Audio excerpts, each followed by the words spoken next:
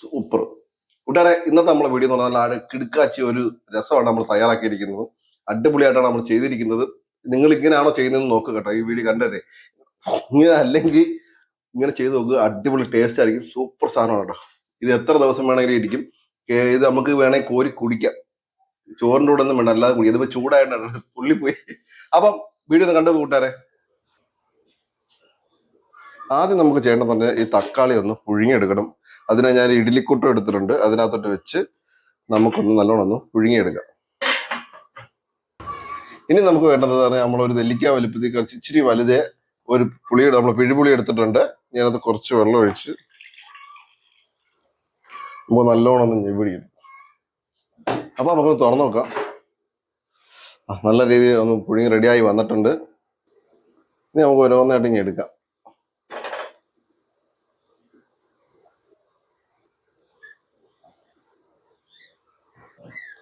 ഇനി നമുക്ക് ഇതിന്റെ തൊലിയൊക്കെ ഒന്ന് ഇളകി കളയണം. തണുക്കുമ്പോൾ ചെയ്താൽ കേട്ടോ, ഇനി തന്നെ ഇങ്ങനെ ഇളകി വരുന്നുണ്ട്. നല്ല ചൂടാ, ഒന്ന് തണുക്കട്ടെ.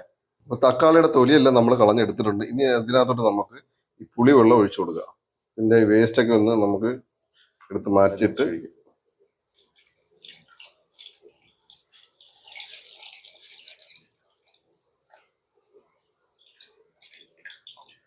നമുക്ക് നല്ലോണം കൈ കൊണ്ട് തന്നെ നല്ല ഞെവിടി അങ്ങ് ഉടയ്ക്കാം.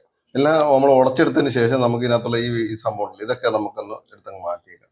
ഇനി നമുക്കൊരു അരപ്പ് തയ്യാറാക്കണം. അതിനെ ഞാൻ ചെറിയ ഒരു ജാർ എടുത്തിട്ടുണ്ട്. അതിനകത്ത് ഞാൻ 1 സ്പൂണ് കുരുമുളക് ഇട്ട് കൊടുക്കുന്നുണ്ട്. അതിനൊക്കെ 1 സ്പൂണ് ചെറിയ ജീരകം, പിന്നെ കുറച്ച് കരിവേപ്പില, 2 വറ്റൽമുളക്, പിന്നെ ഒരു 10-20 വെളുത്തുള്ളി.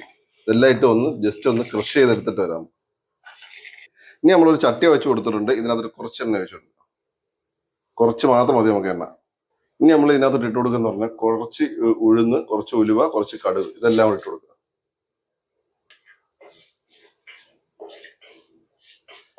നമ്മൾ ഇതിനകത്തോട്ട് നേരത്തെ അരച്ച് വെച്ച അരപ്പാണ്.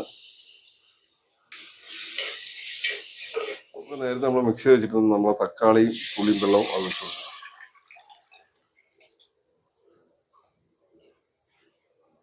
ഇനി നമുക്ക് ഇതിനകത്തോട്ടൊരു 1/2 ടീസ്പൂൺ മഞ്ഞൾപ്പൊടി കൂടി ചേർത്ത് കൊടുക്കുക.